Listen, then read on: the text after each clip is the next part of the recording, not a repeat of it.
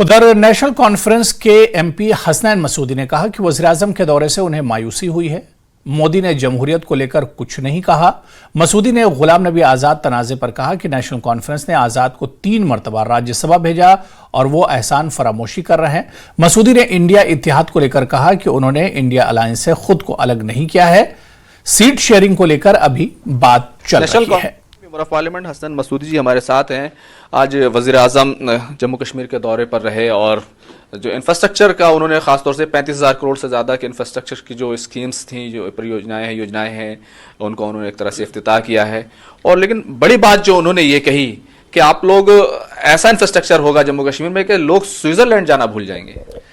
देखिए, जो ये ऐलानात हुए ये तो लॉन्ग टर्म है। देखिए, जैसे रेल की बात है, अब देखिए ये रेल की शुरुआत हमने की, जो ख्वाब देखा था हमने, वो 50 साल पहले का था जब शुरुआत हुई थी। अब जो आजकल ये सेगमेंट आज उन्होंने इफ्तिताह किया तो उसको हरी झंडी दिखाई, तो वो तो एक सेगमेंट है इसका, जो बारामूला से जो आपने कहा कि जो आज का इलेक्ट्रिक ट्रेन है।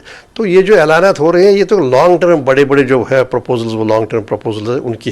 लेकिन अभी हमने पिछले 5 साल में कोई एडिशन नहीं देखा जो इंफ्रास्ट्रक्चर टूरिज्म के हवाले से, कोई एडिशन नहीं देखा कहीं पर। एक देखिए, आज भी हम गुलमर्ग में सिर्फ एक होटल पर सारा हमारा दारोमदार हमारे टूरिस्ट का, और वही पहलगाम का हाल है, एक 5 स्टार होटल। तो लेकिन है शुरुआत हो गई। लेकिन इससे कैसे एम्स है, IIM है, तो ये तो बहुत बड़े प्रोजेक्ट हैं और आम लोगों के लिए मतलब पढ़ने के लिए, वहाँ मेडिकल फैसिलिटीज के लिए तो बड़ा इंपॉर्टेंट कदम है। आप सही कह रहे हैं। देखिए, ये शुरुआत हो रही है। हर दौर में कुछ न कुछ एडिशन तो, जैसे हमारा सिक्किम हुआ, institute of medical science Srinagar, वो भी कभी हुआ। जो हमारा कन्वेंशन सेंटर है वो हुआ। हाँ, ये सही बात है कि नए प्रोग्राम हो गए, नया इंफ्रास्ट्रक्चर है, उसको एक दी जाती है, एक सिमत दी जा रही है। लेकिन असल बात ये है, देखिए, डेवलपमेंट और पॉलिटिकल एस्पिरेशंस के दरमियान कोई ट्रेड ऑफ्स नहीं हो सकते। गुलाम नबी आज़ाद साहब को जम्मू कश्मीर नेशनल कॉन्फ्रेंस ने 3 बार राज्यसभा में भेजा।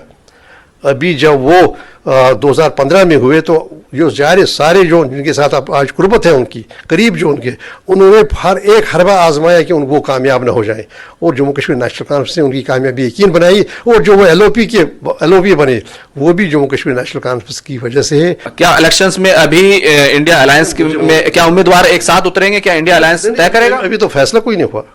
अभी तो जो भी आपस में गुफ्तगू है, अभी बातचीत है, वो तो चल ही रही है।